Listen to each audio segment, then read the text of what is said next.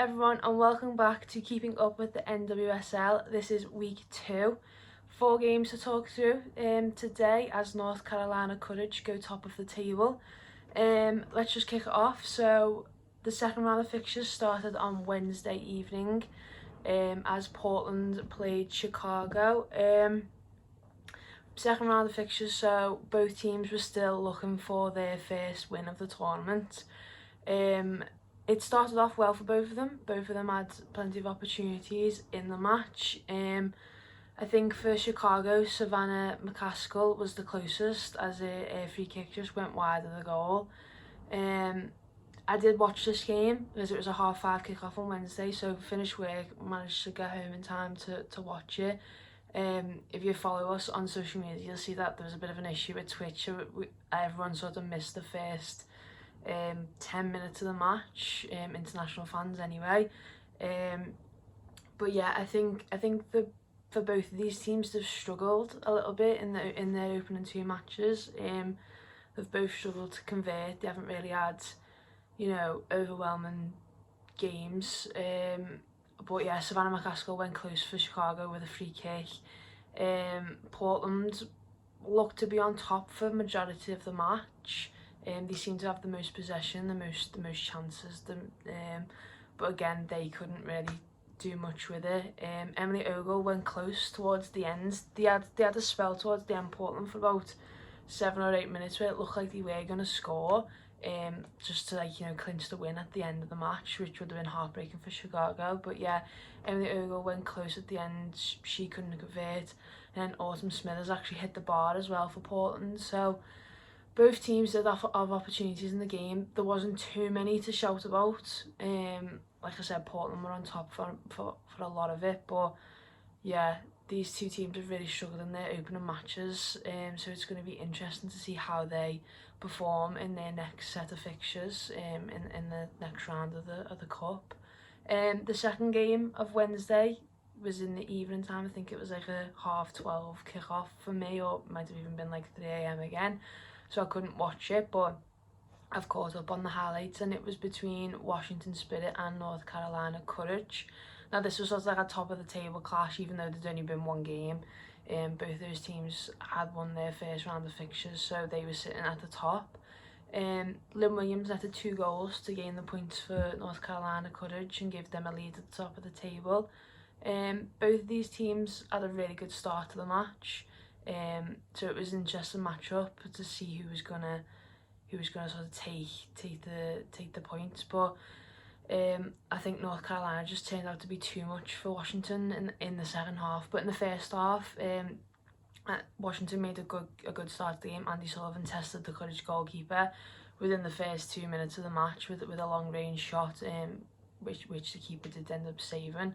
I think if you watch that, Andy Sullivan goes for the shot and the keeper sort of pushes it out, and if someone sort of, she did take the shot sort of from a long way out, so I think people probably weren't expecting her to do that, but the keeper pushes it out right into the box. So if someone's following in from that, a player like Rose Lavelle does follow those balls, and that's how she scored her goal of the tournament last week. So if someone's following that ball in, it's a chance to sort of pick up the scraps in the box and maybe get themselves a goal. But I don't think they were really expecting it in 2 minutes, that everyone's still sort of trying to figure out the game anyway. Courage then came back. Dabina hit the post for them on the 5th minute. And then Lavelle for Washington, literally a few minutes later, tried to catch the goalkeeper. LeBeau was off her line, but her shot went wide. So I think within the first 10 minutes, there was an opportunity for 3 or 4 goals to be scored, which is good to see. Both of those teams started really well. Washington definitely tried to give the Courage a run for their money, but it's North Carolina Courage. They are a really solid team. And straight after half time, the 49th minute to be exact, Lynn Williams punishes Washington.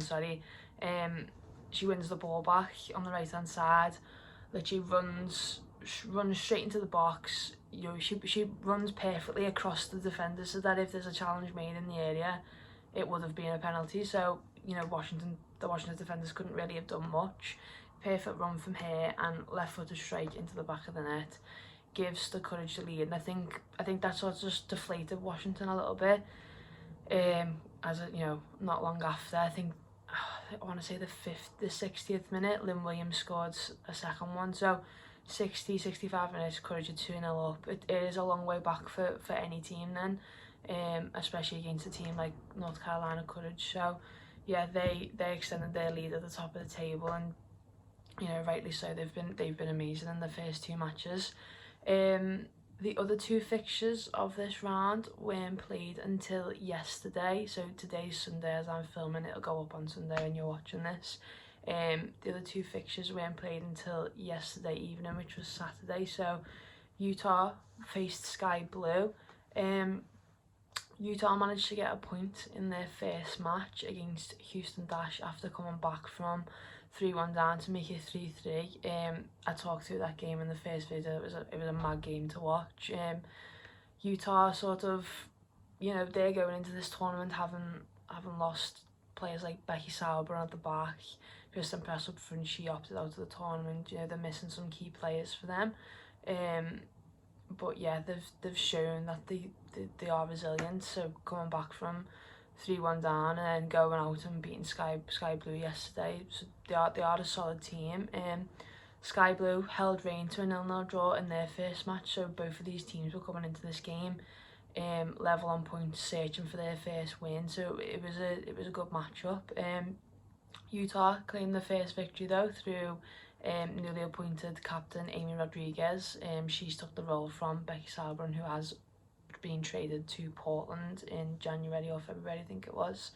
A lovely bit of play between her and midfielder Vero in the 40th minute. Rodriguez times our run perfectly behind the Sky Blue defence. A lovely way to pass from Vero, which was then perfectly placed into the back of the net. You know, far corner, keeper wasn't saving it, I don't think. So, you know, they go into half time 1-0 up. I think it's always important for teams that when they score just before half time or just after the half, you know, it gives you a load of confidence. So they, you know, Utah have gone in at half time 1-0 up, confidence sky high. They then had a couple of strikes in the first half before Rodriguez netted, but they just couldn't get in the back of the net. I think I'm right in saying, I might be wrong, so I apologise if I am, but I think I'm right in saying that Sky Blue didn't register a shot on target in the whole match. If you watch the highlights, it's just Utah the whole time. I don't know why. I think Sky Blue have got some really good players. Obviously they got Midge Pearce off a trade in January, and you know, they've got some really solid players, but they just, I don't know, I think they just struggled. I don't know why. So yeah, no shot on target for Sky Blue, so that just shows how dominant Utah were in this match, and they claimed their first 3 points of the tournament. The final game of the second round came between Houston Dash and Reign. Obviously Reign had been held to a draw by Sky Blue. Houston Dash had been held to a draw by Utah, so again, them two are coming into this match searching for points. The first chance of the game came in the 11th minute, and it was a goal. The first chance of the match was into a goal. Houston Dash, and Christy Mewis was the one who got it. The Dash win the ball back in the final third. A lovely pass into Shea Groom, who's on the edge of the area. Like an awareness of where all of the teammates were as well, amazing. A nice little back heel pass into Christy Mewis, who was in space, no one's following her run. A left-footed strike on the edge of the box, goes right into the corner. Yeah, perfect goal, perfect shot from Mewis.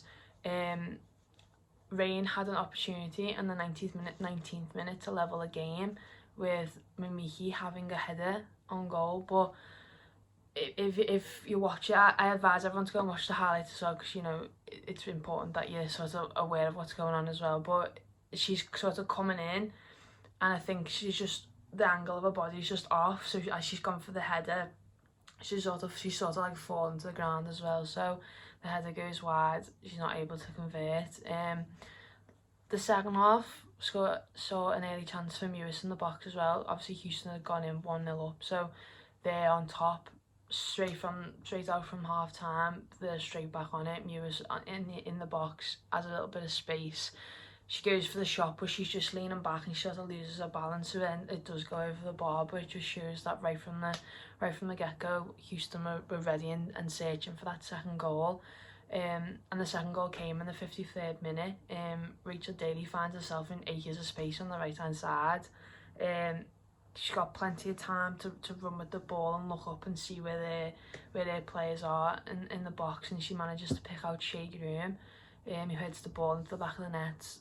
So that makes it 5 goals for Houston in 2 matches. And Shea Groom, you know, her first goal in the last game was amazing. There's no chance of the keeper for that. And then this one, she finishes off a perfect team goal. So she's definitely one to watch in this tournament for me, I think. But yeah, Houston take the win, managed to go within 2 points of North Carolina at the top. So a great second round of fixtures. You know, the table currently looks like this. I'll put it on the side here.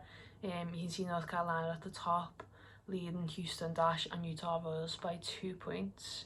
The third round of fixtures starts today on Sunday, so North Carolina play Chicago this evening, as well as Portland playing Washington. So some important fixtures for Portland and Chicago, who are after their first win of the tournament. So that'll be interesting to watch. See, definitely going to try and watch them. And then Utah face Rain and Sky Blue play Houston on Wednesday. So expect another video from me on Thursday talking through the third round of fixtures. But yeah, hope you enjoyed this video. Thank you very much for watching. Remember to like the video, comment, subscribe to the channel.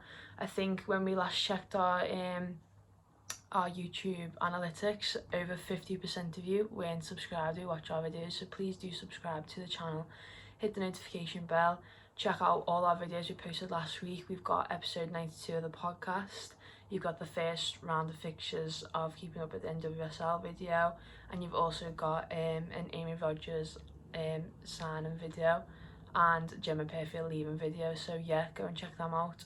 But yeah, thank you very much for watching, and I'll see you all soon with another episode of Keeping Up with the NWSL.